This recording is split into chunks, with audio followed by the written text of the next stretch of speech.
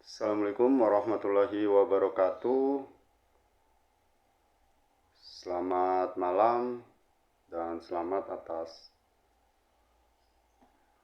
pencapaian terdiraih oleh teman-teman sehingga dapat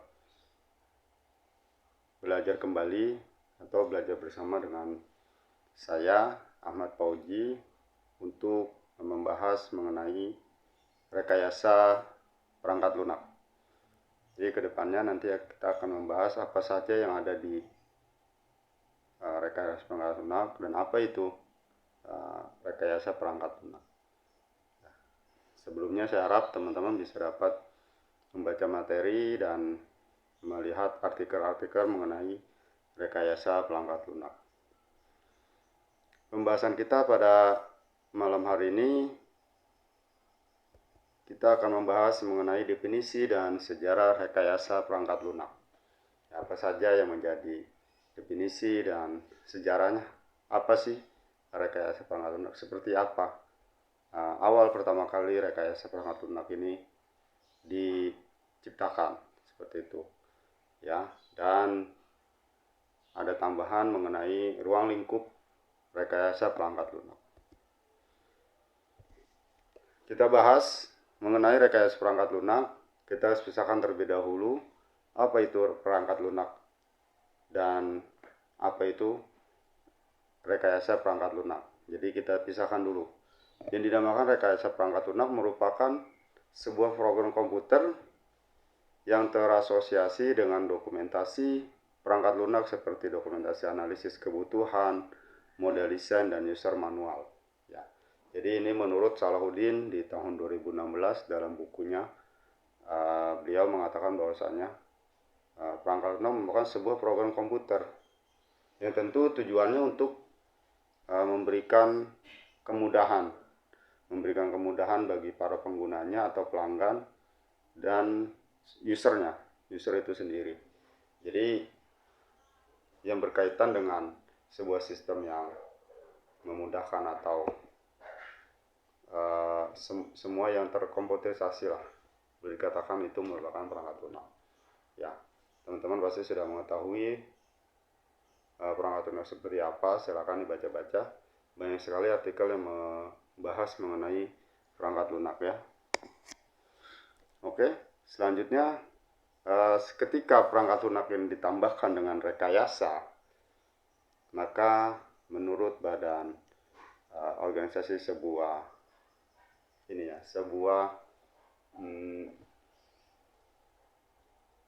kualitas software ya, boleh bilang, dia mendefinisikan bahwasannya rekayasa perangkat lunak merupakan penerapan suatu pendekatan yang sistematis, disiplin, dan terkuantifikasi atas pengembangan, penggunaan, dan pemeliharaan perangkat lunak, serta studi atas pendekatan ini, yaitu penerapan pendekatan engineering atas perangkat lunak.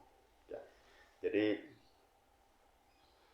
penerapan suatu pendekatan yang secara sistematis, disiplin, sudah dengan urutannya berdasarkan dengan standar operasional yang ada di perusahaan tersebut, seperti itu. Jadi sistem atau aplikasi yang secara sistematis sudah sesuai dengan alur dari perusahaan atau keinginan seorang pengguna ataupun user. Dan tentunya yang dapat dilakukan pemeliharaan atau yang dapat di-maintain sesuai dengan perkembangan yang ada di perusahaan tersebut.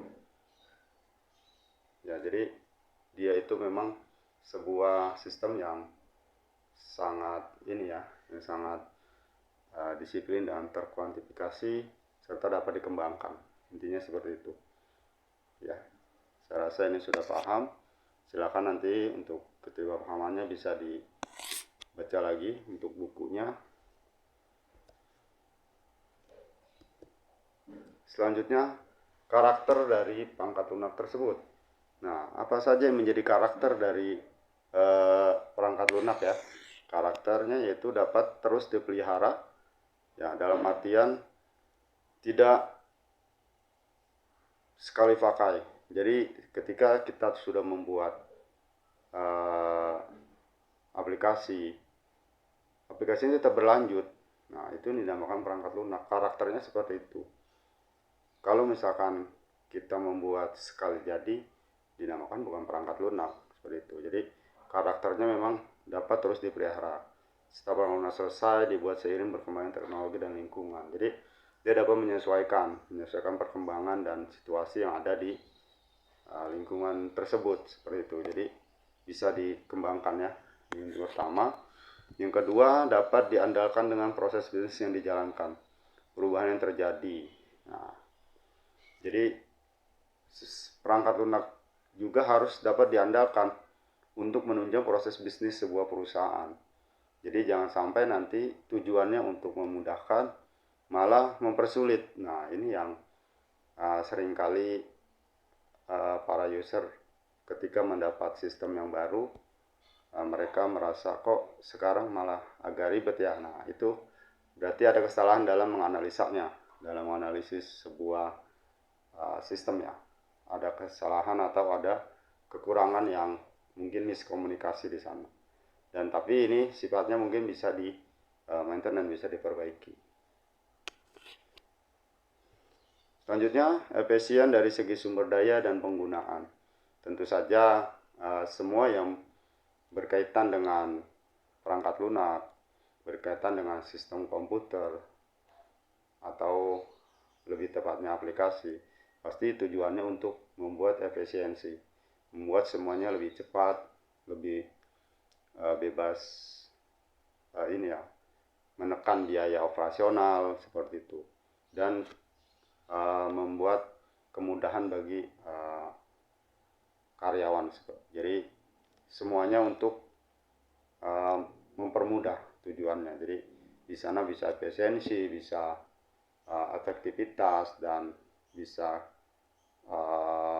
boleh dibilang itu kecepatan dalam transaksi dan pembuatan atau laporan dokumen seperti itu.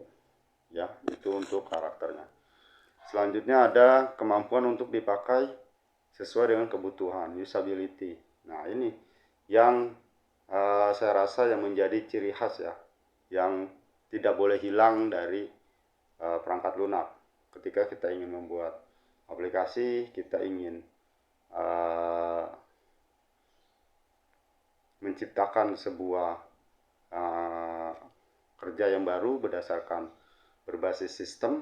Nah, ini yang menjadi PR-nya ya, yang menjadi PR bersama sebuah programmer dan sebuah pimpinan perusahaan, bahwasanya harus sesuai dengan kebutuhan.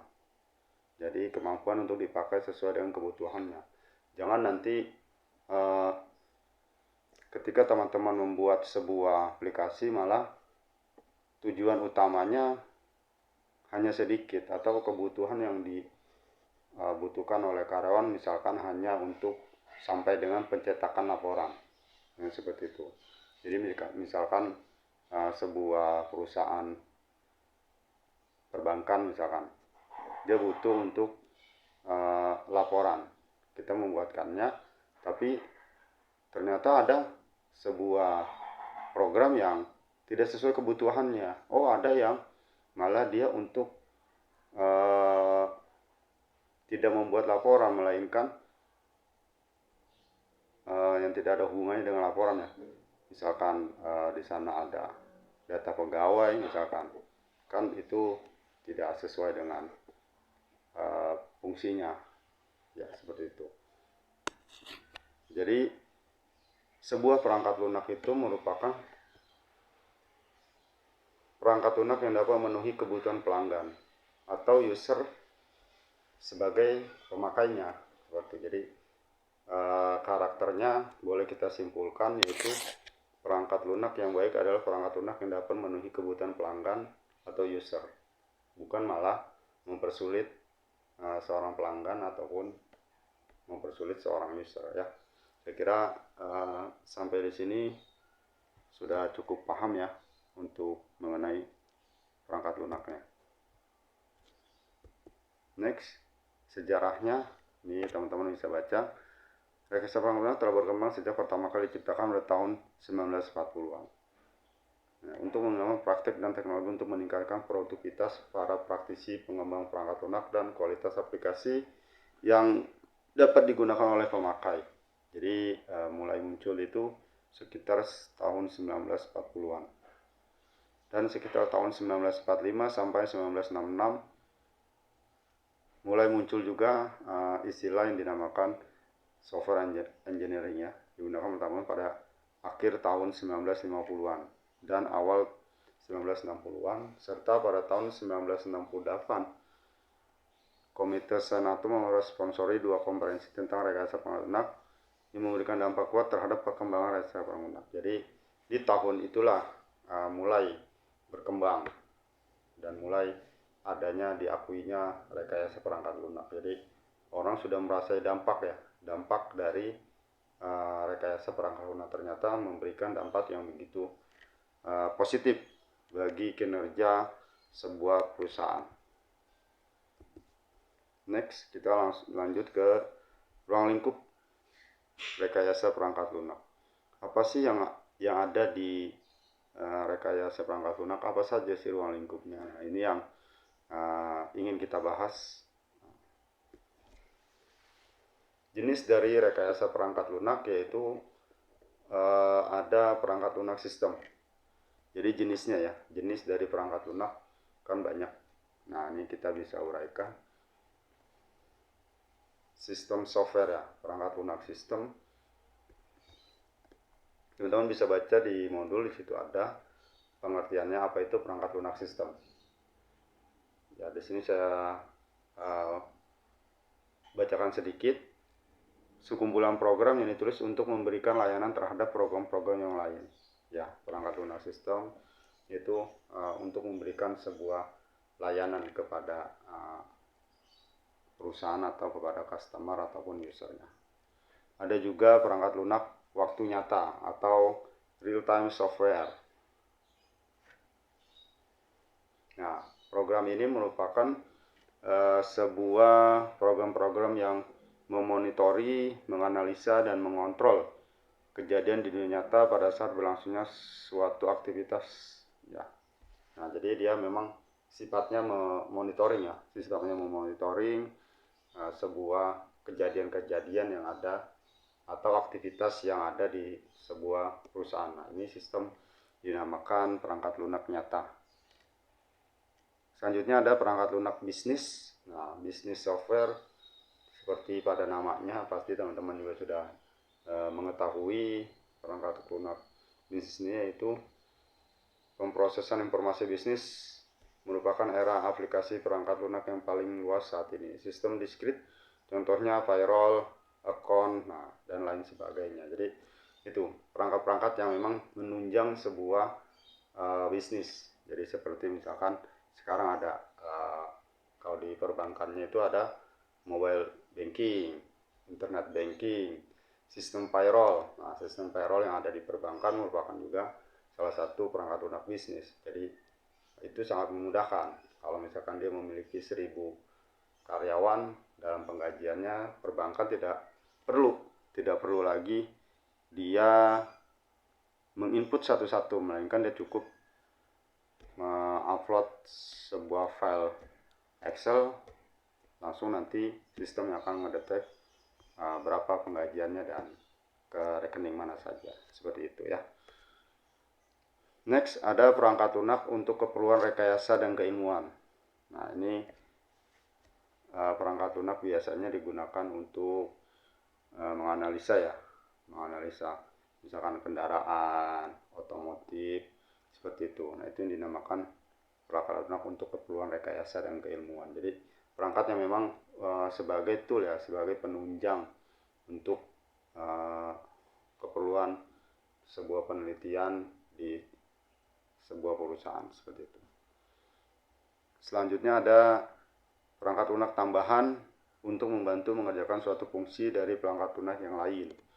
Nah, ini boleh dibilang yaitu produk pintar telah menjadi bagian yang umum bagi hampir semua level konsumen dan para industri. Dapat memberikan fungsi yang terbatas serta fungsi esoterik, misalnya keyword control untuk sebuah microwave. Nah, seperti itu.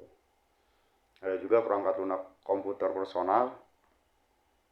Apa itu perangkat lunak komputer personal?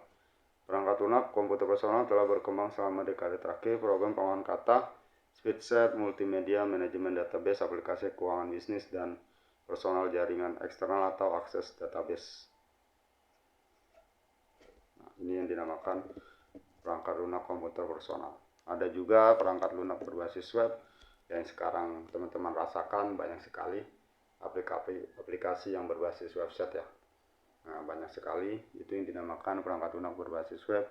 Ada juga perangkat lunak berintelijensi buatan.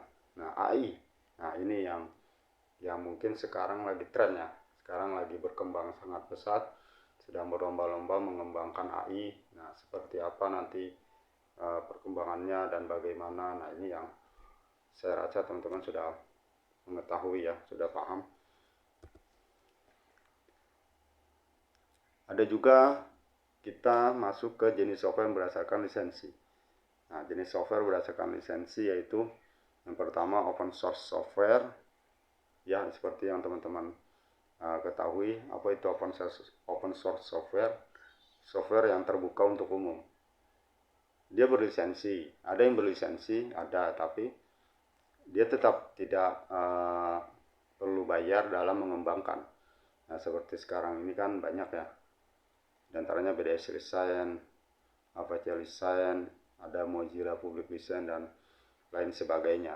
Banyak kayak seperti misalkan Android, nah itu software open source juga. Misalkan kayak Linux juga software open source juga ya. Jadi kita bebas mengembangkan, namun kita dapat lisensinya, tapi kita bebas mengembangkan. Jadi shortcutnya ya boleh dibilang itu diberikan juga sama mereka, jadi dibuka, aksesnya dibuka. Yang kedua, proprietary software yang shortcutnya tertutup dan disebutkan dengan suatu format lisensi yang membantu pihak lain untuk menggunakan banyak dan memodifikasi. Jadi ini ya seperti aplikasi Microsoft lah ya, Windows ya. Windows itu kan kita hanya cukup kita beli, misalnya kita beli untuk Windows 10 atau kita beli untuk Windows 11 yang sekarang ini, ya sudah, kita tidak bisa mengembangkan, kita tidak bisa mengedit shortcutnya seperti apa. Ya sudah, kita beli ini untuk permanen ataupun untuk yang berapa tahun atau versi yang berapa, kan seperti itu. Jadi kita beli jadi dan kita tidak bisa apa-apa di sana. Mereka yang akan update, seperti itu. Mereka yang akan update karena memang semuanya dikunci sama mereka. Sampai sini paham ya, sampai jenis software berdasarkan lisensi. Ada juga perangkat lunak berdasarkan fungsionalnya. Nah, ada interfacing. Perangkat lunak yang menghubungkan suatu perangkat keras tertentu. Nah, ini seperti driver kamera, kayak driver USB pun kalau misalkan kita colok ke komputer, misalkan ke PC, kadang kan ada yang tidak support. Nah, kita harus install software, nah dia baru akan support, seperti itu. Ada juga operating system, perangkat lunak menjalankan sistem komputer dan merupakan interface dari sistem komputer.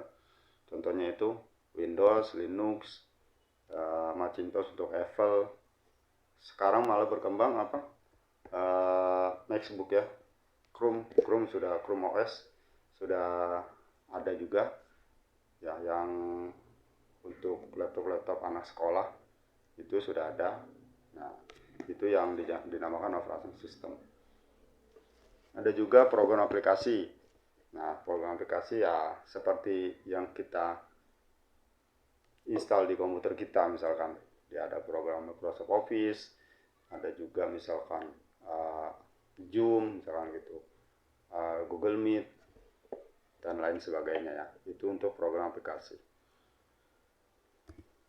Next, tujuan dari rekayasa perangkat lunak tersebut yaitu untuk menghasilkan perangkat lunak yang berunjuk kinerja tinggi Anda serta dapat tepat waktu. Nah, setelah dapat tepat waktu, menghasilkan perangkat lunak yang kuat dari berbagai ancaman baik internal maupun eksternal. Ini tujuannya menghasilkan perangkat lunak yang biaya produksi dan pemeliharaan yang rendah. Ini sebenarnya tidak jauh dari karakter dari perangkat lunak ya, tujuannya ya. Dan menghasilkan perangkat lunak yang bisa bekerja di berbagai macam platform. Nah, ini untuk tujuannya. Ini ada note dari buku saya ambil, yaitu rekayasa perangkat lunak merupakan serangkaian proses yang amat panjang dalam membuat atau menciptakan suatu perangkat lunak yang berkualitas, bukan tentang technical coding. Nah, ini yang harus teman-teman ketahui ya. Jadi perangkat lunak itu serangkaian proses yang amat panjang dalam membuat atau menciptakan suatu perangkat lunak yang berkualitas, bukan technical coding, bukan cara atau bukan proses kita dalam membuat codingan, bukan. Nah, bukan technical coding, bukan seorang programmer yang membuat pengkodingan, bukan juga. Karena RPL ini sangat luas jangkauannya. Karena kita membuat sebuah rekayasa dalam sebuah sistem. Bagaimana sistem yang ada di perusahaan tersebut menjadi lebih efektif, menjadi lebih efisien, menjadi lebih berguna, dan tentunya lebih mendapatkan benefit lebih untuk perusahaan. Seperti itu. Jadi di sana ada proses analisis, ada proses perancangannya, ada proses penentuan nanti menggunakan bahasa pemrograman apa, ada testingnya juga di sana. Nah, itu yang dinamakan serangkaian proses yang panjang. Jadi bukan tiba-tiba kita membuat sebuah codingan, tidak merekayasa sebuah sistem, bukan, yaitu kita merekayasa sebuah prosedur, sebuah alur kerja untuk menjadi lebih efektif dan efisien. Ya, paham sampai sini ya. Jadi bukan semata-mata untuk technical coding. Next. Nah, pekerjaan yang terkait dengan rekayasa perangkat lunak. Nah, di sini ada fase pendefinisian yang pertama. Fase ini pada fokus pada what, apa yang diproses, apa fungsi dan performasi yang diinginkan, apa perilaku yang diinginkan, apa kriteria validasi ya. Ini fase pendefinisian. Jadi pekerjaan atau yang di sini disebut prosesnya ya, proses yang ada di dalam RPL. Ini disingkat ada 3 fase, yaitu fase pendefinisian. Ini dia nanti menganalisanya itu dengan menanyakan apa yang akan diproses. Nah, seperti itu. Apa fungsinya, apa nanti tujuannya, apa yang menjadi kendalanya, kan seperti itu. Ini di fase pendefinisian. Ada juga fase pengembangan. Fase pengembangan yaitu ketika kita sudah selesai menanyakan terkait apa yang menjadi rumusan di dalam sebuah perangkat lunak tersebut. Nah, atau apa yang menjadi kebutuhan dari perekayasaan perangkat lunaknya tersebut. Selanjutnya fase pengembangan. Pada fase ini berfokus pada how atau yang dinamakan bagaimana. Bagaimana data distrukturkan, bagaimana fungsi-fungsi implementasikan, bagaimana detail prosedur, bagaimana karakter antarmukanya, bagaimana desainnya, bagaimana pengujian akan dijalankan. Nah, pada fase pengembangan, pertanyaan yang muncul yaitu bagaimana ya. Ini yang muncul bagaimana. Kalau pada pendefinisian itu what. Jadi teman-teman nanti seandainya masuk ke dunia pemrograman, teman-teman pada saat melakukan pendefinisian sebuah perangkat lunak, yang pertanyaannya itu sifatnya bertanyanya apa sih menjadi prosesnya. Ketika sudah selesai pertanyaannya itu, proses pendefinisian ya, namanya juga pendefinisian, kita butuh arti, kita butuh makna dari perangkat lunak tersebut. Selanjutnya fase pengembangan. Kalau dalam fase pengembangan ya how, kita harus how menanyakannya bagaimana. Misalkan seperti ini, misalkan membuat sebuah aplikasi kasir lah jatuhnya ya, kasir di tempat makan misalkan gitu. Bagaimana nih selama ini pembayarannya, kan seperti itu. Bagaimana jika pelanggannya ingin memesan, kan seperti itu. Bagaimana jika antriannya panjang. Ini kan nanti akan dikembangkan sama teman-teman. Ya, di sini fungsi-fungsinya. Bagaimana fungsi-fungsinya? Misalkan teman-teman melihat aplikasi yang ada. Fungsi ini bagaimana sih? Kan seperti itu. Tombol ini untuk apa? Kan seperti itu. Ini proses pengembangan. Jadi teman-teman tahu, oh nanti ini bisa dikembangkan atau tidak. Ini yang akan dikembangkan, nanti akan menggunakan desainnya ini. Seperti itu. Selanjutnya ada fase pendukung atau support phase. Pada fase ini fokus pada perubahan terasosiasi pada perbaikan kesalahan atau error. Adaptasi yang dibutuhkan, perbaikan fase pendukung terdiri dari 4 tipe: koreksi, adaptasi, perbaikan, dan pencegahan. Jadi setelah melakukan pengembangan, pendefinisian, lalu pengembangan, namanya fase pendukung. Nah, ini fase boleh dibilang kita evaluasi ya. Evaluasi, nanti kita koreksi, hasilnya nanti seperti apa. Jika ada kesalahan, kita perbaiki. Nah, kita koreksi. Adaptasi, misalkan di sana, oh harusnya sistem ini support dengan komputer yang speknya Windows 10 misalkan. Oh ternyata dia belum bisa, masih standar ya komputernya. Ya, fase adaptasi. Bisa tidak diadaptasikan nanti. Fase perbaikan dan pencegahan. Pencegahan jangan sampai nanti sistem ini ketika sudah dijalankan menjadi error dan tidak dapat diperbaiki. Ini saya kira faktor yang terkait dengan pekerjaan rekayasa perangkat lunak. Next. Nah, ini ruang lingkupnya. Kita bisa simpulkan ruang lingkup dalam rekayasa perangkat lunak ya. Dalam rekayasa perangkat lunak, ruang lingkupnya ada software equipment, software design, software construction, software testing, software maintenance, communication management, engineering management tool and methods, software quality, engineering process. Ya, ini nanti teman-teman masing-masing bisa teman-teman baca di modul, atau teman-teman bisa cari di artikel-artikel. Saya kira udah banyak sekali ya, sudah banyak sekali mengenai pengertiannya.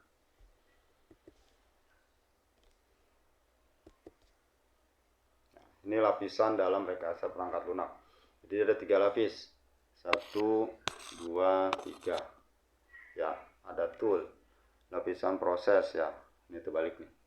1 di sini, ini 2, ini 3. Maaf. Ya, ada lapisan proses memungkinkan pengembangan perangkat lunak dilakukan tepat waktu. Nah, ini prosesnya. Jadi jangan sampai dia melebihi batas waktu karena akan berakibat pada ini ya, biaya juga sama situasi yang ada di perusahaan tersebut. Selanjutnya, lapisan metode memberikan pengetahuan teknis untuk mengembangkan perangkat lunak. Ini ada lapisan metode, ini lapisan proses. Memberikan pengetahuan teknis untuk mengembangkan perangkat lunak. Jadi apa saja nih nanti yang akan dimasukkan ke dalam pengembangan. Nanti desainnya seperti apa, cara interface-nya nanti seperti apa, dan nanti codingnya itu menggunakan apa. Kalau menggunakan Python atau misalkan PHP atau Java atau JavaScript mungkin. Nah, itu nanti bisa dilakukan pada lapisan metode. Selanjutnya lapisan alat tool memberikan dukungan terkomputerisasi atau semi terkomputerisasi untuk lapisan proses dan metode. Nah, ini tool misalkan membantunya, misalkan teman-teman untuk menjalankan codingan, karena teman-teman butuh softwarenya dong. Boleh dibilang kan tidak bisa teman-teman langsung, tapi teman bisa mendownload softwarenya. Kalau misalkan dia menggunakan, misalkan dia mau, saya mau berbasis HP saja lah misalkan gitu ya, misalkan bisa pakai Android Studio. Teman-teman kan harus menginstal dulu Android Studio-nya di komputer teman-teman untuk menjalankan shortcut-nya, kan seperti itu. Atau menggunakan Python ya, bisa menggunakan Anaconda ya. atau menggunakan di yang Google itu bisa, atau menggunakan banyak ya Python itu, atau kalau mau itu bisa juga menggunakan Jupyter ada untuk Python. Jadi teman-teman harus membuat atau menginstal aplikasinya di dalam sebuah komputer untuk mendukung shortcut teman-teman. Atau nanti setelah selesai membuat programnya ada testing automation, teman-teman bisa menggunakan Selenium misalkan, menggunakan di sana apalagi saya lupa satu tuh. Nah, kebanyakan sih menggunakan Selenium. Itu yang automation testingnya kan seperti itu. Tool-tool yang mendukung dalam membuat sebuah rekayasa perangkat lunak ya. Itu dia ada di dalam lapisan toolnya yang ketiga. Nah, ini ada tanggung jawab masih mengenai rekayasa perangkat lunak. Ada tanggung jawab profesional dan etika. Lagi-lagi ketika kita bicara pekerjaan kita pasti dituntut untuk profesional dan beretika. Jangan sampai kita nanti membuat sebuah aplikasi, mengembangkan sebuah rekayasa perangkat lunak, ketika sistem itu berjalan dengan baik, memberikan keuntungan yang banyak untuk sebuah perusahaan, kita malah membocorkannya. Nah, ini kita malah membocorkannya, kita berikan aplikasi tersebut ke perusahaan-perusahaan lain yang sejenis misalnya gitu. Jadi di situ akan ada persaingan yang tidak baik ya. Bahkan misalkan yang kalau misalkan di perbankan, database nasabah ini yang sangat krusial seperti itu. Jadi ini yang perlu teman-teman perhatikan. Jadi harus ada etika dan tanggung jawab secara profesional ya. Lalu selanjutnya, kompeten. Rekayasawan tidak boleh memberi gambaran yang salah tentang tingkat kompetensinya. Mereka tidak boleh secara sadar menerima pekerjaan yang di luar kompetensinya. Jadi jangan sampai nanti ketika mendapatkan sebuah proyek, teman-teman malah menyanggupi padahal itu bukan ranah dari perusahaan teman-teman. Seperti itu. Jadi jangan sampai seperti itu, karena berakhir fatal. Karena perusahaan itu kan butuh benefit yang akan ini ya, dia sudah investasi digital misalkan, tiba-tiba gagal dari apa yang direncanakan, sangat disayangkan sekali. Yang terakhir, tantangan utama rekayasa perangkat lunak yaitu keberagaman. Mengembangkan teknik untuk membangun perangkat lunak yang dapat mengatasi perbedaan platform dan lingkungan eksekusi.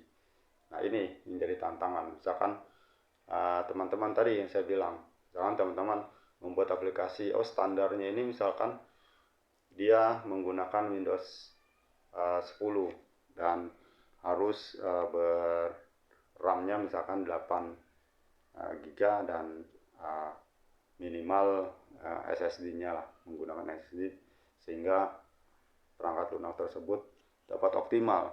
Tapi nyatanya perusahaan tersebut belum bisa memenuhi, hanya sebagian. Nah, ini yang menjadi tantangan. Dan bahkan misalkan teman-teman menciptakan sebuah aplikasi yang platformnya ini untuk Linux misalkan. Nah, tiba-tiba ada perusahaan yang saya tidak mau menggunakan Linux misalkan, karena dengan alasan dia yang begitu kuat. Nah, teman-teman harus bisa mengatasi, berarti menggunakan aplikasi yang berbasis OS-nya Windows seperti itu. Ya, ini yang menjadi tantangannya. Yang kedua, pengiriman, mengembangkan teknik yang mengembangkan pengiriman perangkat lunak lebih cepat. Ya, jadi ketika teman-teman membuat sebuah atau mengembangkan sebuah perangkat lunak, ketika waktunya itu terlalu lama ya, tiba-tiba kondisinya sudah berubah, kondisi atau bisnis ya, core bisnisnya ini berubah. Nah, ini menjadi tantangan.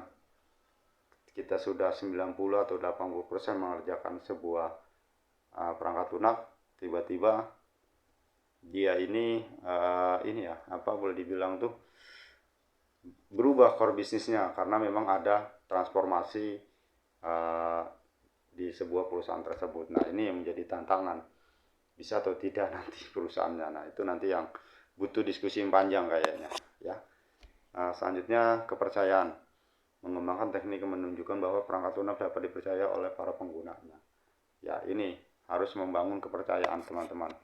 Jadi ketika nanti teman-teman mengembangkan sebuah perangkat lunak harus dapat dipercaya.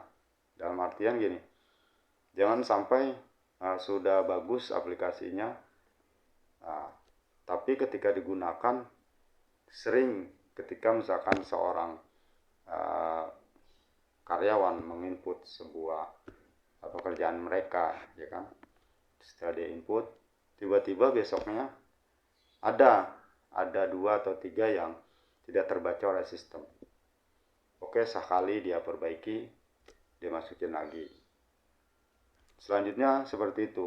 Nah, ini menjadi kepercayaan menjadi hilang. Karena apa? Mereka takut, oh ternyata ketika dia menyimpan, men-save sebuah data ke dalam sebuah sistemnya, karena sistem ini sudah berproses ya, sistemnya ternyata kalau dia tidak menggunakan langkah selanjutnya atau dia tidak menggunakan tool yang lain, misalkan, oh data ini akan kembali. Nah, ini yang harus diatasi ya, harus diatasi. Dan ada juga yang kurang menarik. Nah, ini yang menjadi PR juga. Aplikasinya bagus, penggunaannya bagus, sesuai dengan kebutuhan, tapi tampilannya kurang menarik. Jadi atau langkahnya terlalu bertele-tele ya. Nah, ini menjadi malas, usernya menjadi malas, dan ini menjadi tidak memberikan kepercayaan bagi user ya. Atau dikit-dikit hang. Nah, ini dikit-dikit hang atau dikit-dikit harus diinstal lagi atau dikit-dikit harus diupdate lagi. Nah, ini yang menjadi PR teman-teman ya. Saya kira sampai di sini sudah selesai ya. Silakan nanti dibaca modulnya untuk memperdalam pengetahuan teman-teman. Saya akhiri, wabillahi taufiq wal hidayah. Wassalamualaikum warahmatullahi wabarakatuh.